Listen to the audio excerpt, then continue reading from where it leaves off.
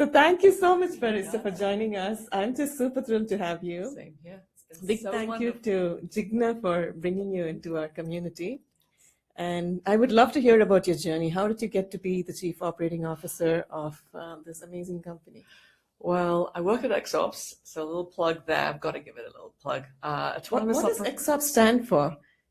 It's literally excellent operations, but Okay. I mean, XOPS, it was something simple, but essentially autonomous IT operations, HR, and finance. So fanatical about just removing human middleware and giving that time back and that cost back. But that's a different thing. But my journey, I was a chemical engineer to begin with, and I don't know why, but there's a lot of chemical engineers out there that became chief operating officers. Started there, was a hardcore chemical engineer, but put my hand up when we had to take something from the lab and make it into production, and none of the other engineers wanted to do it because they thought operations was boring and but I put my hand up and I got the bug. I loved it. Then moved to Cisco. Where was this that you put your hand up? This was crazy. I'm not going to age myself, but this was in a pharma company called Monsanto. I'm not sure if Oh my God. Yes, we all know Monsanto. I know. And who doesn't know Monsanto? literally, You know. I knew it would be you. Steel toe, you do know, right? Steel toe boots and hard hats. Oh my God. Oh my gosh, totally. So this was like non-organic farming, Totally. right? This was, a little company called CP Kelco in San Diego, and it's ridiculous, but I have to tell you, a plug for all chemical engineers, it was the only engineering function that really thinks about process and scale at its core. And to this day, I still apply the same discipline. And you might think, well, how did you end up at Cisco? Funny thing is, Cisco was going through its complete growth stage. And at that time, I'm not sure, Jigna, if you remember, but I'm not sure if I can share this, but they were having a lot of quality issues. And I was known because it was a pharma for fixing quality at scale. But I went to Cisco, pretty much did a lot of different functional responsibilities, be it order management, logistics, supply chain, and did that field operations, basically end-to-end operations across the company. Last job was actually working in finance. And then after that, someone said, oh, everyone's going to think you're a hardware person. Everyone's going to think you're a hardware person and you're a big company girl. Can you really be successful at a software company? But why hardware? Because Cisco, so people think Cisco was only, although I say to people, they had a very large software business, different story, but software was the cool thing on the block. So, went to VMware, and then after VMware, ServiceNow called. What did you do at VMware? I ran global operations, and M&A. Again, I'm a hardware junkie, but then I went to software, and it was the same thing. The operating system of the company is operations. And after that, ServiceNow called, and they said, hey, this is like Cisco 15 years ago. They have a really cool culture. They really care about the customer, and they want to scale from 4 to 10 billion at that time. And And what did you do at ServiceNow?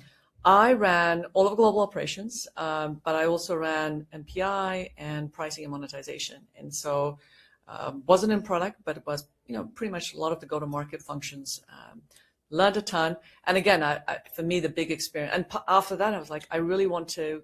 My dream has always been to be a COO. I really wanted the intersection of strategy, operations, and the customers where I love to be part of, and the COO function is what brings it all together.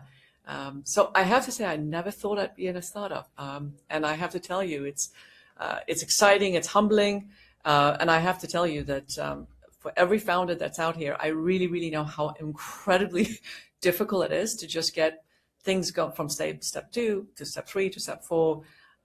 So you come in with a lot of ideas, but you're really like, wow, what does it take to get the first customer, the second customer, the 10 customers, you take a lot for granted when you're in a public company. So you guys are like my heroes. I'm learning a lot, but also, of course, hopefully bringing some good things to the table. So your company is now a Series A company? Yes, going to Series B, yes. And how long have you been there, and what's that journey been like? Literally 6 months. I am completely newbie, but it feels like a lot longer because you just have more to do. Just, and I guess that's why I do think there is some part of your DNA, because I see the fire in every CFO and CEO that I meet that has created their own company. it's like a drug, right? You're like, I want to build something. I want to tell the world about it. And so there's all the stuff that I would take for granted, like predictability and security and all these things that you normally take for granted. They love it. And so the wonderful thing about the company is that you are just super empowered to make decisions, shape the strategy, shape the culture, shape the go-to-market. But at the same time, obviously, as you all know, there's a lot more pressure. So you got to be comfortable with pressure. And I was always a builder, so it's super fun to be part of it. So tell us about XOPS. What are they doing where they're going to displace the ServiceNows of the world? Okay, is this getting recorded? Seriously. Here's the way I would put it and position it. We complement ServiceNow. Here we go. That's the way I complement ServiceNow. No, it's true. It's true. So here's the thing. When you think about, here's the compelling reason why I really fell in love with the product. First of all, I'm a functional owner. I buy the software. I've used the software many, many different times, be it Oracle, be it SAP, be it ServiceNow, be it, incredible products, by the way, incredible products. Credit where credit's due. But one of the things that we have found is when you think about workflows across companies, like pretty much any really important workflow is not just done in one function. It goes across multiple functions. And I think I would not be the first person to say is that when you think about really true automation, and truly, I think Abhinav, you said something wonderful, which is how do I really remove the person? This person's doing 5 different things, and some of those things are done with other functions involved. So we feel that's where we play. We're like, listen, we look at it end to end and truly say, no, what will it take to take that completely out? Now, that does require 2 types of different thinking. One, we don't come in and say, hey, what do you do? Let me automate that. No. We come in and say, what's the outcome? And we get you that outcome. And whatever person is in that middle of that flow, we can remove. Now, you can remove as in eliminate that person. Completely. Now, so it's fully autonomous workflows. 100%. So somebody's saying their laptop is broken, they file an IT ticket, and voila, it gets fixed without a human being. Yeah, and it does. And it has, and we have Fortune 100 companies, 500 companies that are customers. But here's the thing: there is a change required, right? It's not like those people really want to do things that are manual. There's always a good reason why something's done manual. So you really, it's 2 things that you have to take on. First, it's the know-how. You have to know the end-to-end process, and that's hard. That's really bloody hard. And then 2, the technology can then stitch that processes together intelligently. And now, obviously, some companies were like, no, I actually want to have an insertion point here, but that's the choice of the company. Like, I'd like to get inserted here at this point. I'd like to get inserted here, let's say for a compliance reason, but you're not necessarily doing it. I'll give you an example. When you get a DHL note, SMS, when someone says, hey, you can change the delivery method of your package, right? 5 years ago, you'd have to call customer service. Hey, please do not deliver it on my phone. Yeah. What do you do now? That's a very simple step. Now think about really pushing the envelope around those end-to-end horizontal workflows. And how can we complement folks that have ServiceNow, but also other products, your automation platform, whatever it is. The missing pieces is those intersection point across multiple organizations. And that's where we're hoping to complement and really bring value. So as a startup, how do you go into a Fortune 100 company and land up with a deal? Oh boy. You ask it. First of all, you're going off script, but that's fine. That's great. These are good questions. But it's a great question. Number one, I think you need to really pick your Fortune 100 carefully. And I mean this by the fact that there are some Fortune 100 that are just so risk averse, right? That you could spend a year trying to convince them.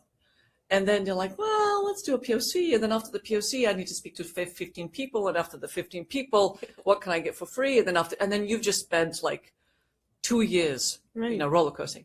So my suggestion to you is really, first of all, obviously, solve a customer problem that they really have and be very explicit and clear on how you plan to. And again, they're busy. The customers are not waiting here to just give you money. They're already busy. They've already got 17 projects that they're doing. Some of them are failing, some of them are not. How do you make it super easy for them to quickly assess your product, quickly deploy your product, and then quickly see the value you delivered. And that was actually one of the passion of our CEO is, hey, can I turn this on in a week and start getting stuff through it? And I'm like, there's no way, because I've been the consumer of software. I know. It's like, yeah, that's what's required. You've got to serve the customer. So very quick deployment, very quick time to value, make it easy for them to see it. And then also lean in. Assume the customers are not as digitally savvy as you are, but they're digitally curious. And there are customers out there that are Fortune 100 who are like, you know what? In fact, there's one that's down the street in Los Altos, very big customer, and they have a wide portfolio. They invest in really big companies, as in they buy their software products, but they also take a chance on startups. They just love good products. And I love those kind of customers. Like, yeah, sure enough, this customer, you're buying this software. They're obviously. This is a Fortune 100 company in Los Altos that gives startups a chance. Which one is this? Yeah, we'll talk later. Yeah, I would say that there are companies that have a wide portfolio. Talk to the CIOs who want the best product out there that solves their problem. No hype. And there are certain processes they will always have, your tried and trusted, but they're also like, I'm going to take a chance on you and take a chance on you. And they're all out there. And, that's how you get So in my perspective as a venture capitalist that's trying to support like 50 founders. That's so fun. That's what a great job you have. It's so wonderful. It happened. It actually organically happened. That's wonderful. And I'm still questioning it. Like all of us are. I'm like, what is going on? What's going on? I thought I was a product manager. That's right. Right. So I'm trying to create a model where my founders can succeed, because the mission of trying to get 50% representation by women and getting them IPO and all of that is very laudatory, even if I say so myself. But then end of day, you need people to be able to gain traction so that they make revenues. Yeah. And so I'm trying to borrow a page from your book. Are you saying that if I build a community of CIOs, or does it have to be CMO and CEO and CRO and CIO? How are you doing it? How are you cracking these Fortune 100 deals? Are you just going after CIOs of all the companies, or what are you doing there? Oh, gosh, this is a longer conversation, but I will say this. First of all, what an incredible role model you are, because a lot of people talk about representation and they don't do anything about it. And this lady here is just like, it's such a catalyst. And so you are doing, you're just such an incredible role model, and we need 100 more of you. Oh, so thank you. That's number one. I would say, in my humble opinion, first of all, back to basics. Has anyone read the book T2D3? T2D3. No? Okay. So, really good book, but essentially it talks about disciplines of how to bloody well go from 0 customers to 10 customers, from 10 to 20, from 10, from 20 onwards. And I have to tell you, the discipline of taking an idea and really, the steps and the discipline that you have to use to get the first 5 customers, everything in that bloody book is true to me. And I've found out enough work being done in the product market fit at the early stages is where I see the biggest gap in most companies that I speak with or founders that I speak with. And it's really painful because it's really boring. So my biggest thing is don't get over-rotated on getting the perfection, getting that testing done, and getting just a little seed, just to get through the door. So a lot of the times customers are like, oh God, what do I have to do to just get rid of Parisa? Like just get into the door to say, prove it out, like with some seed money. Don't give your product ever away for free, but just some seed investment from a customer. What will it take? Give you 45 days, 60 days, 3 months. I see founders getting so over-rotated of all or nothing. No, make it yes, so that they can at least see it. And I have to tell you, your product's bloody good. It's going to prove itself out. That risk factor is taken away. When I look at some of the incredible companies that then get acquired by some of the big guns in this room, they all follow that principle, which is they really over-rotated, like all the engineering team was in the implementation site. It's like, so even though that, I don't want to name names, but essentially the secret formula is get through the door no matter what it is, just a little bit, and then you'll expand. Don't over-rotate on just the pricing and the commercials. And relationship. Your founder has to be super engaged in the early deals that you're closing. And people take chances on people they trust. It's always, as always. It's I'm going to bet. And amazingly, it's actually opened my eyes. I'm like, I was so hard on people. I was like, goodness, like I didn't, but I see that amazingly, the first 10 to 20 customers were just, okay, I'm going to give it a try. Let's try this for 6 months. And let me put some seed, or let me try this for a year. And then of course you're going to kill it. You're going to crush it. And then it becomes, okay, how do we grow? So think about the win the war, not the battle. Wonderful sharing. Now, where do you think this AI thing is going overall in the journey? Okay. First of all, we talked about it a little bit earlier. It's not an if, it's happening. And what I want to make it real is, I think over the next couple of years, you're going to see certain functions, for sure, 30 to 40% of kind of the workload going away.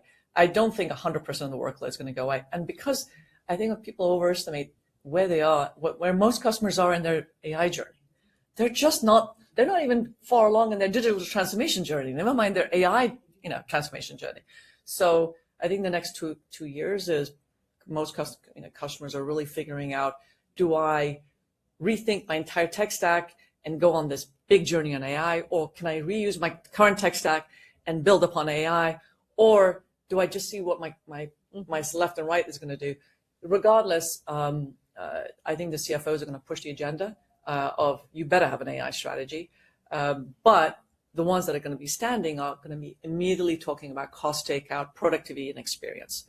The really good are going to also drive revenue. Like, hey, here's how much more my sales team is more productive, getting time to revenue faster. So if you're able to play there, it's even better. It's going to be a wonderful ride. Wise words. What about advice as a female executive who's just risen and shone like the sun?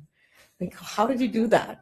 Like, did you get men to actually support you, or you were just like, piss off and I'm just going to do it because I'm brilliant and bold and beautiful and you're amazing? How did you do it? The check is on its way. Well, first of all, this is worth every penny. This is the best part of the day. I'm going to be such fun with you. So, I can see why she does what she does. She's great. I have to tell you, I think, first of all, the most important person that sort of triggered the thought of, hey, why can't it be me? There were other female leaders that just pushed the envelope. And I have to tell you, if there's anything I would take away is I don't think females help other females enough. So I think, before you start asking male to help you, how about we help each other for a change? So I do believe that some of the critical things were people saying, hey, think big. Why not? Why can't you go for that dream role? Or why can't you have it? I think the journey was very purposeful. I have to say that when I was at Cisco, it wasn't a coincidence that I went end to end. I went to finance, I went to supply chain, I went to customer success. It's ridiculously hard to change functions. Anyone who's done it knows it. But I was passionate about learning the entire chain. And I did have mentors, but also to be honest with you, I'm still not done, and I'm learning so much. And there's heroes that I have that I learn from, and the mentorship is real. So I would say that that's been a part of the journey because they're the dream, but then have the mentors to be able to. So how did you get those mentors? Did you actively seek them out and ask? I'm going to give a shout out. I'm not sure if she's in this building, but she works at Google. So I remember being a senior manager and thinking, I really want to be a director, and what can I do? And then someone said, well, this person here, just reach out to her, and she'll say, she can only say no to you. And I did. I reached out to her. She was a VP at the time, and she responded within 30 seconds. It matters. And she says, yeah, of course. And I really believe the journey started. I mean, she just gave you a chance as a director, you mean? No, she basically took my call, like, hey, I'll mentor you. And then it became, then you need to meet this person. It becomes a chain of events and wonderful events. And did you give back to receive? Or? This is for me, the duty that every person has is, no matter how small the action is, move the ball forward for someone else, open a door, make the intro, take the time. And they role modeled it. I mean, my hero, like, Randy Pon, who was the COO of Cisco, he literally was the COO of Cisco, and he would meet me once a quarter, and I was like a direct, like 17 layers below him. Mm-hmm. Like I, to this day, and I mean, like he would call, if he calls today and says, Parisa, there's a windows that need to be cleaned in this company, would you join? I would do it for him. That's the level of loyalty. And by the way, he has that loyalty amongst many other people who've now become C-level at many different places. He was such a motivator. High IQ, high EQ, but also just incredibly grounded. So, for me, that's kind of my role model. Incredible, really amazing sharing. Yeah. Any books you'd recommend? Any material that the world should read other than seek out amazing mentors? Oh, gosh. I have to tell you, I'm a bit of a geek as far as like self-help books. So, I wouldn't say, some of the things I'm reading I'm not going to be, but it's like around revenue operations and how to scale SaaS companies.